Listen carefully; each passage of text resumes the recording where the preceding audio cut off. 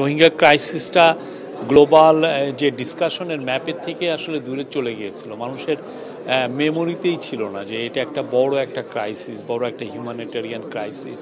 এবং এখানে যে বাংলাদেশকে যে 10 লক্ষের উপর রোহিঙ্গাকে যে বাংলাদেশে লুক আফটার করতে হচ্ছে, এই পুরো জিনিসটা গ্লোবাল যে কোনো ডিসকাশনে ছিল না।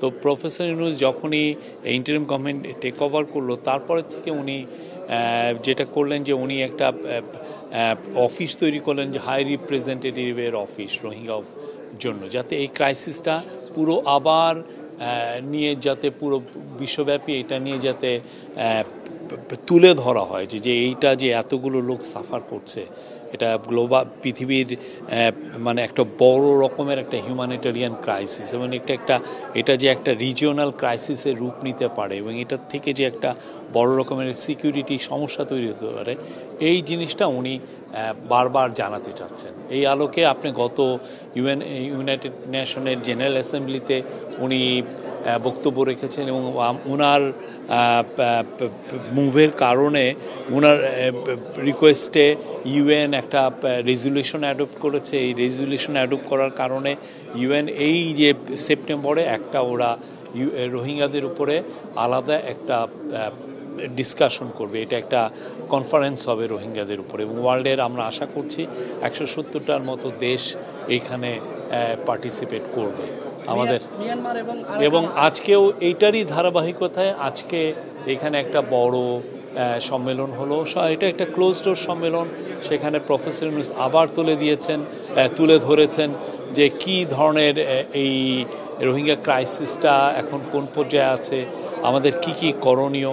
এবং এই পুরোটা এই আটনা সামিটের one of the major join করার একটা one of the major reason ছিল যে এই ক্রাইসিসটাকে তুলে ধরা। এবং এখানে আজকে অনেকে ছিলেন, আজকে কাতার ফাউন্ডেশনের শাইখা হিন্দ যিনি সিইও এবং খুবই ইনফ্লুয়েন্সিয়াল, উনি ছিলেন।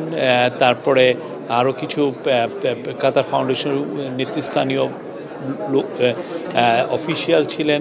তারপরে গাম্বিয়ার ফরেন মিনিস্টার ছিলেন। আপনি জানেন গাম্বিয়া হচ্ছে ইন্টারন্যাশনাল ক্রিমিনাল কোর্টে ইন্টারন্যাশনাল কোর্টে যেখানে মায়ানমারকে জেনোসাইডের জন্য অ্যাকিউজ করা হয়েছে, গাম্বিয়ার কিন্তু ওআইসির হয়ে ওরাও একটা পার্টি হয়েছেন এটাতে, এই কেসটাতে। তো গাম্বিয়ার এখানে একটা রোল আছে। গাম্বিয়াও তুলে ধরেছেন যে না, এই ক্রাইসিসটা আসলে সবাইকে নিয়ে বলতে হবে, এটা নিয়ে বারবার বলতে হবে, এবং এই লোকদলকে ভুলে যাওয়া চলবে না। এবং এই আজকে প্রফেসর ইউনূস এটা বলেছেন, আমাদের ন্যাশনাল সিকিউরিটি অ্যাডভাইজার এবং আমাদের যিনি high representative of Rohingya affairs doctor Khalilur Rahman, উনি কথা বলেছেন। জাপানি একজন এক্সপার্ট ছিলেন, উনি কথা বলেছেন, এবং অন্যান্য অফিসিয়ালরা বলেছেন।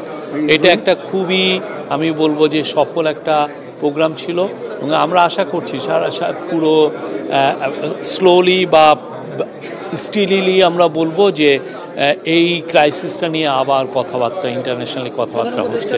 এবং এটার একটা বড় আমরা সাফল্য পেয়েছি বিমস্টেক মিটিংয়ে, যেখানে আমাদের হাই রিপ্রেজেন্টেটিভের সাথে মায়ানমার ফরেন মিনিস্টারের একটা কথা হয়েছে। ওইখানে মায়ানমার ফরেন মিনিস্টার কিন্তু জানিয়েছেন যে তারা 1,80,000 রোহিঙ্গার কে তারা ক্লিয়ারেন্স দিয়েছে তারা যে রোহিঙ্গা। এবং এর ফলে আমরা আশা করছি যে এইটা একটা ধাপ, এটা অনেকগুলো ধাপের একটা ধাপ, যে এইটা আমাদের রিপ্যাট্রিয়েশনের দিকে এইটা আমাদেরকে হেল্প করবে। কাতারের দিক থেকে আমাদের রোহিঙ্গা পিসফুল রিপ্যাট্রিয়েশনের ক্ষেত্রে কাতারের দিক থেকে কাতার ফাউন্ডেশন তো আমাদেরকে অনেক হেল্প করছে। কাতার ফাউন্ডেশন ওইখানে এলপিজি যেটা রোহিঙ্গাদেরকে আমরা দেই, আপনি জানেন আশেপাশে খুব ক্রিটিক্যাল বন ছিল এই রোহিঙ্গা ক্যাম্পের। এখন এই বনকে আমাদের যদি সেভ করতে হয়, সেই জন্য আমাদের ব্যবস্থা নিয়েছি যাতে রোহিঙ্গারা যাতে এলপিজি দিয়ে তাদের কুকিং কাজগুলো করতে পারে।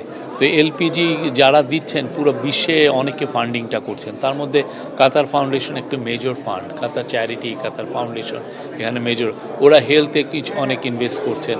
কাতার আমাদেরকে প্রচুর এখানে সাহায্য করছেন, এবং আমরা মনে করছি যে এই সাহায্যটা সামনে কন্টিনিউ করবে এবং আরও বাড়বে। আমাদের কাতারের যে এলপিজি যে চুক্তি এটা কি আরো দীর্ঘমেয়াদী হওয়ার সম্ভাবনা আছে? আমি তো বললাম যে কাতারি ওরা এলপিজি আমাদেরকে দিচ্ছেন এবং এটা সামনে আরও বাড়বে আমরা আশা করছি। আজকে ডিফেন্স মিনিস্টারের সঙ্গে একটা মিটিং আছে, সেখানে কি ইস্যু নিয়ে আলোচনা হতে পারে? আমরা অনেক কিছুই তো আলাপ হয় এবং এটা আজকে অনেকগুলোই মিটিং আছে, অনেকগুলো কমার্স মিনিস্টারের সাথে আছে, কাতারের ডেপুটি প্রাইম মিনিস্টারের সাথে মিটিং আছে, কাতারের সিনিয়র অফিসিয়ালদের সাথে মিটিং আছে। তো আমরা আশা করছি আজকের দিনটাও একটা ফ্রুটফুল দিন যাবে, অনেকগুলো বিষয় নিয়ে আলাপ হবে। আমরা আশা করছি যে বাংলাদেশের স্বার্থ সংশ্লিষ্ট সমস্ত জিনিসই আমরা এই মিটিংগুলোয় তুলে ধরা হবে।